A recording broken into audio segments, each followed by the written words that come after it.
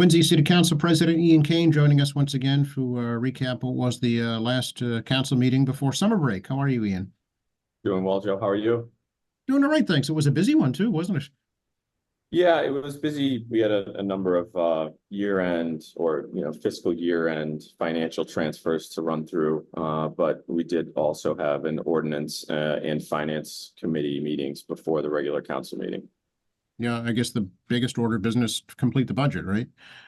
Yes, yeah, which came at the very end. So everything else sort of came in the way before. Sure. Any significant changes to the budget out of finance? No, nothing significant. Nothing of note. It passed unanimously. And Okay. same with water and sewer and the same with the water and sewer and the enterprise funds rather. Right, right. Okay. Very good. So we begin with the ordinance committee if you like. Yeah, sure. So there were three items on that agenda. I'm sorry, there's one. There's three on the finance. There was one on the ordinance, and that was an amendment to a tax incremental financing agreement between Fox Rock and the city. This was an amendment made to an agreement that was originally established in 2016. The tax incremental financing mechanism is economic development program to promote jobs and community investment. So, it started as a 20-year agreement. There were some augmentations made to it so that it continues to provide what is essentially tax relief over growth, right? So they'll continue to pay their base tax rate at the corporate level. But then over the first 15 years of this agreement, 100% of the growth will not be taxed. And then there'll be a sort of staged approach exit from 50% on to 10% and then back to the regular tax rate after the end of the agreement, which is scheduled to end in 2037. So the exchange was approximately 75 more jobs from Granite Telecommunications. Fox Rock manages the real estate for that group. There's a $9 million property capital investment that will go into this particular property, which is 61 Heritage Drive. And the exchange value is about $2 million over the life of this agreement. $2 million. Okay. Is this their actual headquarters up at State Street? Is this the building we're talking about? Heritage Drive is across the way, so their headquarters is on Oh, Newport Ave Extension. Yeah, so it's gotcha. enough Okay. that I know that they've been using. They acquired at this time, I think in 2016, which they've been using to expand on their footprint. Gotcha. Okay. Thank you very much. Is that approved unanimous? That was it was 8-0. I abstained because my relationship or Cubic's relationship with Fox Rock. Oh, I see. Okay. Yeah. So then we went into the finance committee. There were three items on that agenda. There was an appropriation for $1 million for preliminary work for the new Squantum Elementary School, which was passed.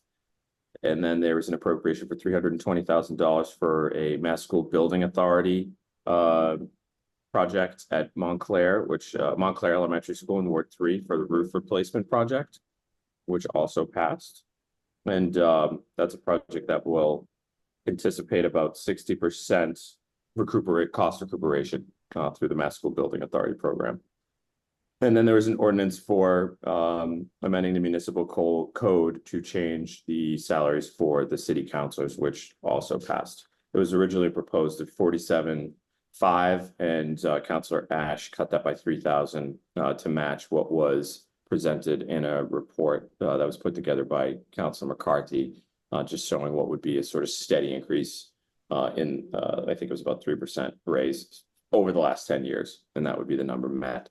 And I guess just in connection to that, I put forward in the main city council meeting to accompany that ordinance and the ordinance for the salary increase for the mayor position, which would guide a future process so that the city, no one is put in this position again where there's sort of a not guided process. There wasn't there was a fine report presented, but I think a more outlined process for guiding salary increases based on a base salary in a particular year will be useful going forward. So the amendment, which was put into ordinance from the main city council meeting last night, will be heard in the fall. or I guess in September when we come back from the summer break. But essentially, when it does go into place, and there'll probably be, you know, some sort of grace period that, you know, over the next, there would be annual increases at a certain percentage based upon the consumer price index, and then a review every 5 years of that base salary. And that would be guided by an independent committee of three, as I guess constituted by the city council. And then there can also be sort of performance-based metrics that could be applied as well. So I think that that's a better place to be for guiding something like this, and having that sort of constituted in the ordinances, so that, you know, this process thing, I think, was the biggest part of it, was that you know, there was no order to how this is done, and, you know, there was not a salary increase for any of these positions in a considerable period of time. And so, you know, we hope that that solves a gaping hole in process. Yeah, I mean, one of the biggest issues, concerns, as you're aware, was the lack of, I guess, public input into this process. So does your ordinance take that into account? It does, yep, because there would be, you know, public hearings, and then the independent, you know, committee, so to speak, that would help guide the process. Okay, and so that's an ordinance committee now? It is, yes, it is an ordinance committee now. Yep. Very good. So at the start of our city council meeting, we had the Girl Scouts come in and we provided them with you know, some commendations for their community projects that received different awards. There were bronze, silver, and gold winners. So there were probably about, I mean, there were 2, 4, 6 projects, but there were probably about 14, 15 or so of the Girl Scouts that came in. So it was very exciting to have them come in, and these projects were really cool. They, you know, bike safety, community garden project, a project on, I guess, talking about the importance of booster seats in cars, textile recycling project, community garden project again, and then a pollinator garden mural project. So it's nice to have them in last night. And then Councillor Ash and Councillor Liang recognized Pride Month, which, is, you might be aware, is the anniversary of the Stonewall Uprising in New York, which really commemorates and started the gay rights movement, the modern day gay rights movement. Councillor Ash has worked hard in advancing Quincy Pride in Quincy, and they just held an event a couple weekends ago over in the Ross lot, which was well attended. Then we went into all of our year-end financial movements here. So we actually started with, you know, your favorite project in mind, the municipal broadband project. We, you know, this is essentially the kickoff of the project. So we have been working for 6 years in earnest to get to this point. And over the last year, for sure, we have been working on design plans for 2 parts of the city to start a pilot project. So we've been working on advancing the pilots in Marymount and in Quincy Point. And so the first phase of this project, which will ideally commence this summer, will be in marketing and to start the subscription process within those areas of Quincy. You know, this project will be as successful as it is based on what's called the take rate, or the subscriber, you know, sort of percentage, which ends up helping to finance the project going down the line. But, you know, again, this has been a long time coming. This has been, you know, still the #1 thing that I hear about from residents of the city is when is this project coming to fruition? And so now we're kicking it off, we're getting going. So this is positive movement. So we appropriated $250,000 toward the start of this community effort, you know, the marketing and the subscription process. So how will that work, Ian? Will it be kind of a door-to-door campaign? Will it be a mailing? Yeah, it'll be, probably both. Yeah, all the above. But I mean, originally, if you go back to the roots of cable sales, it's a door-to-door thing. And that's what this will be as well. Okay. And for folks who opt, I mean, is it voluntary? It is. Yeah, it is. It is opt-in. It's not a mandatory participation. Okay. And will there be any initial cost for subscribers? So there will be, and that will all be outlined when the packages are put together. I don't want to put any you know, numbers, but you know, obviously the goal of this is to bring costs down create the competitive marketplace to have multiple service offerings that people can compete against. So there will be costs like over the life of the project, which is about 20 to 25 years. The whole, like your pipe that would be connected from the street to your house, kind of like a water pipe, which will be considered as such, I think is about, I want to say between 2,000 and 3,000 over that span. So that's what you're paying on a frequent, monthly basis divided over the life of the project. Okay. The question is, if somebody comes to my door and wants me to opt into this, I'm signing up for something that essentially doesn't exist yet. Yes, that's correct. Okay. Yep. Yeah. But the idea is that, when the design plans are, I mean, obviously this is a feeler. This is, hey, are you willing to commit to this if we are going to do it? And Right. then in the fall, we come back with the plans and the costs, that would be necessary to get shovels in the ground to start Okay. work. Yeah. If it doesn't happen, does the subscriber get reimbursed? I'm assuming, because these details are being filled in, right? So Okay. I'm assuming that nobody has to pay up front. Like Okay. it's just based on your commitment to the project that we go out and finance the project on the Okay. back. Okay. So it's basically it's a survey. Yeah, essentially. Yeah. I don't, in fact, great questions you're asking. Those are details that'll come this summer, but I'm not sure how strict that commitment is. Yeah. On the front end. Okay. All right. Brand new, so it's Yeah, gonna no, take it is some brand new. fleshing Yeah. out. And is there a timeline if enough folks do express an interest? Yeah, so ideally, we get through this process in the summer, and the expectation that the applicable take rate is about 30 to 35% to Okay. rolling in year one. Okay. So and then I think we discussed last night, getting shovels in the ground as soon as possible would be great. So it might hopefully fall, but ideally fall, hopefully not too much further after that. Okay. All right. So, and just to be clear for folks, this is for internet service, not for cable. Correct. That's Okay. correct.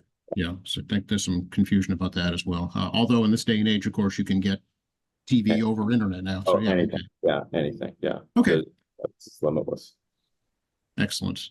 All right. Well, keep it rolling. Thanks. Will do. All right. So we then had, let's see, another year at appropriation for almost $9 million, that included various departments, which passed. We had, let's see, almost $67,000 moved to the Parks Department from Community Preservation. We had about $900,000 moved to traffic, parking, alarm, and lighting from a reserve for appropriation. We had $245,000 moved from the hotel motel tax and tourism account into tourism. We had $1.66 million to Quincy Public Schools and Quincy Access Television from a large incumbent provider that will remain nameless. We moved $400,000 to the Park Department capital expenditure for tree offset.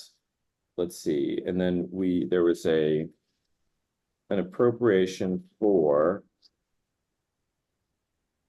what was this? Oh, it's setting limits in the by the Municipal Modernization Act to the Department of Revolving Funds, which is something that we do every year.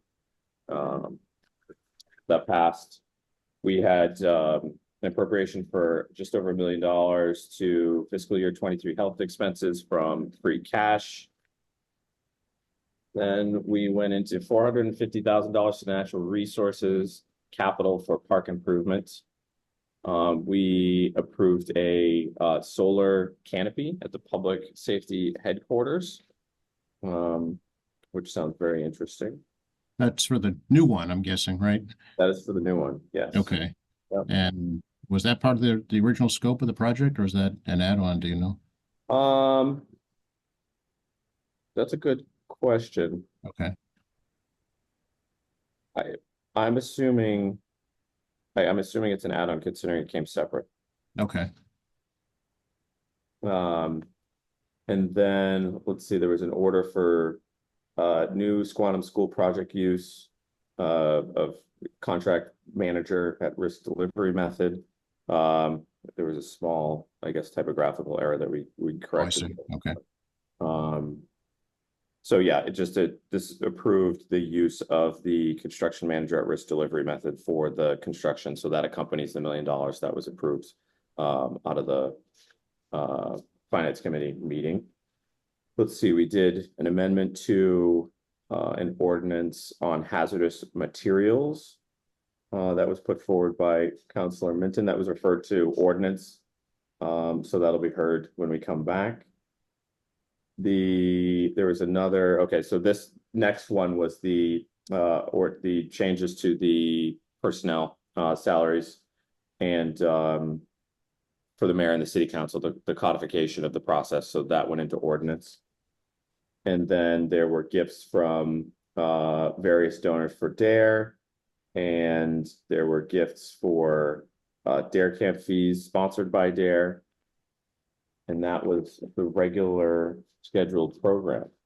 And then there were a number of traffics that came out of ordinance. The appropriations came out of finance. There was a public works order that came out of Chair Harris's committee. And that was about it. And we're back on in September on the 9th. Okay. Now, any changes to the mayor's salary as at all, or is that as going forward as approved by finance? That was passed as proposed. Okay. Okay, very good. And that's a wrap for the year. That's a wrap for at least this part of the year. Right. Okay. Any Ward 3 news you'd like to talk about? No, we got Porch Fest coming up, which we came in to talk to you about just recently. I didn't give a plug last night. I forgot at the meeting, but you know, June 29th, be there, be square, 3 to 9, Wollaston Hill, Squantum, and Marymount. Hope for good weather. Yeah, if it's anything like Flag Day, you're in perfect shape. Oh, Flag Day was perfect. Flag Day was perfect. It was really nice for sure. All right, Ian, great to talk to you. Appreciate these updates. Feel free to reach out over the summertime if you need us for anything. Otherwise, we'll catch up in September. Thanks, Joe. Talk to you soon. Okay, bye-bye. Bye-bye.